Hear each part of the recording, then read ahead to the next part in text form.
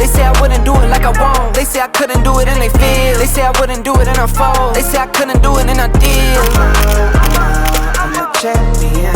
I'm a champion. Hey, what's going on, Encourage Nation? You know who this is, Dr. Hickman, the pastor, your friend, the uncle, the cousin. Listen, I come to tell you, it's a time to celebrate. Come on, yo, we got to celebrate. We made it. 12 months. We made it. This is a word of encouragement to you to tell you that, listen, whatever we've been through, we ain't going to have to see it no more. God has removed those things, and I'm coming to tell you that right now. Some of us have endured pressure, survived storms, fought quiet battles, smiled to keep from crying, waited for an answer, watched others get breakthroughs, ask God, when is my turn? Many of us have had those questions and said, God, what is going on? When are you going to turn it around? But I come to tell you that this is going to be the year that God is turning it around. This is the year that you're going to see God do some great things. This is the year that you're not going to keep on seeing the same thing. You got to get excited about what God is already doing, how he's already prepared it, what he's already getting ready to do for you, what has already been done in the spirit realm. I'm trying to tell you, see, some of us have cried our way through, right? There have been some things that you just had to cry about because it brought so much hurt and heartache to you. And then there's some of us that I couldn't even cry. I started crawling my way through. And there's some of them that said I had to keep on smiling so that you didn't see my breaking. And then there's the other one that says some watch others receive the miracles and ask God, when is my turn? When is it going to happen? But I started doing some research and I started saying, what does it mean when it says that we have to turn around? Turn around in the Hebrew meaning to reverse direction, to restore, to break back, to turn back toward blessings, to shift completely, to return from former glory to what? To undo captivity. And then I had to go back into the scripture and say in Psalms 126, this is what the word said, 126, 1 through 6. When the Lord turned again the captivity of Zion, we were like them that dream. We were like them that dream. We were in captivity. And some people say, but what is bondage? Bondage means anything that is keeping you from praising God, anything that's keeping you from giving God glory, anything that takes up your time, anything that keeps you out of faith. And then verse 2 says, then was our mouth filled with laughter and our tongue with singing. Then said they among the heathen, the Lord has done great things for them. See, it's going to turn around that you're going to start giving joy. You're going to start having laughter. You're going to start seeing God doing amazing thing. You're going to see him do it. I need you to get in anticipation of what God is getting ready to do. The things that thought they had you down, the things that thought they had you, the things that thought they had you, you're loose now. You turned around. You're moving around. God is turning it around. The Lord have done great things for us. See, that's what verse 3 said. The Lord has done great things for us where we are glad. See, now that's when you get into that place of praising God. You started worshiping him. You start thanking him. God, you are my battle bearer. God, you are my protector. God, you are my refuge.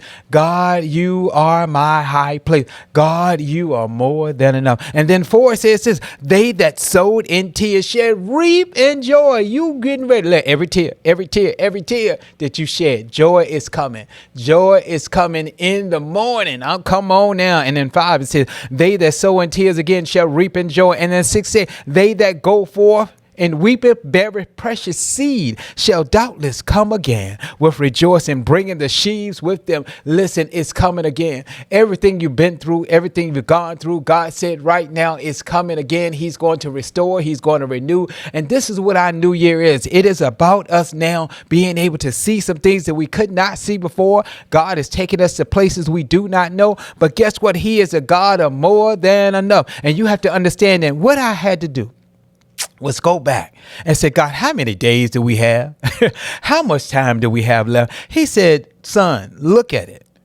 You got about roughly 24, 25 days. And when you may see this broadcast, it may be a little bit shorter than that. But anyway, in the time that I looked at this time, God said that we have 365 days, 8,760 hours more, 525 and 600 minutes, 525 and 600 minutes, 31,536,000 seconds.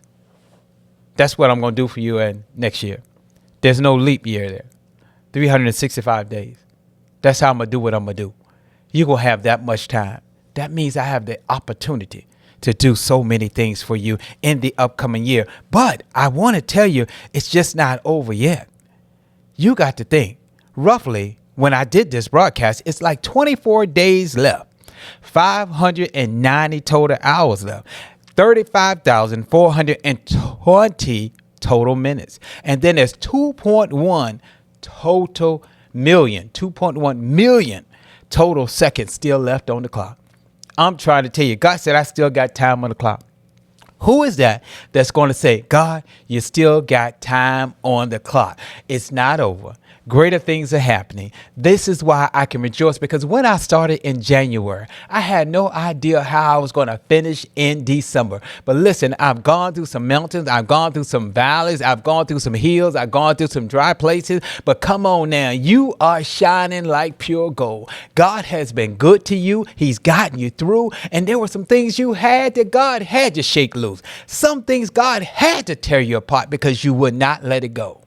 You are not willing to let it go. God said, I have no idol before me. We have worshiped many things that God said, I'll remove, because that's not what I need you to do.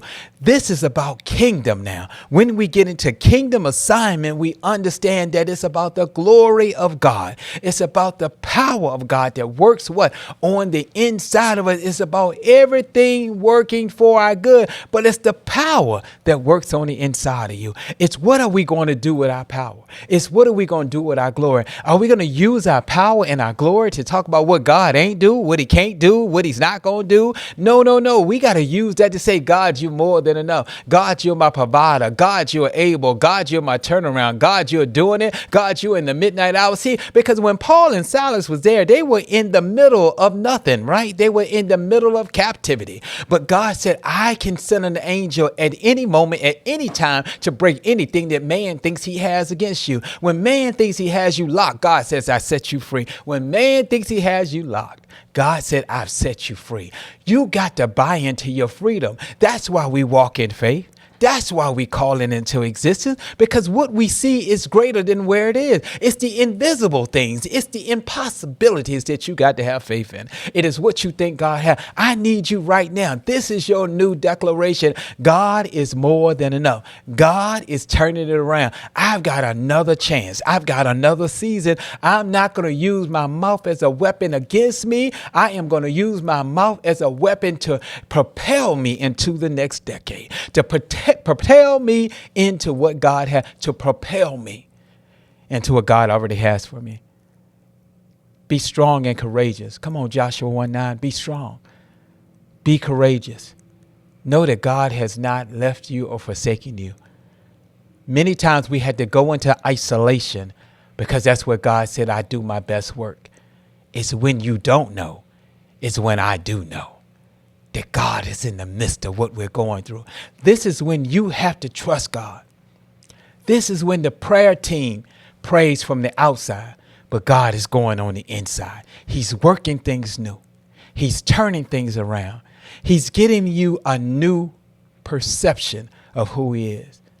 Because if God came the same way every time, we would then have a predictable God. But we serve an unpredictable God. That means when it's looking like it's not working in your favor, it's still working. When it looks like everything is well, God said, but there's another victory there. Don't get hung up on what I've already done. Get hung up on what's coming forward. Greater things are coming. This is our new year. We're stepping out of 2025, but we're stepping into 2026. This is the year of man. This is the year of manifestation. This is the year for those who have been diligent seeking him and serving him. This is the year that you're going to see God like never before do some greater things. Yes, there are going to be some collapses. There are going to be some calamity on some things. But guess what? For the strong, we're going to find our strength in God. That's what we're going to do. We're not going to worry about what the world is doing because God is going to be greater. He's going to be our everything. And we're going to praise him in advance for what's happening. So I want to tell you, Happy New Year to you. Happy new beginnings. Happy times are coming. And I want you to believe that. I want you to trust God like never before. You got to shake off the grave clothes. Come on, Lazarus. Come on out. Come on out.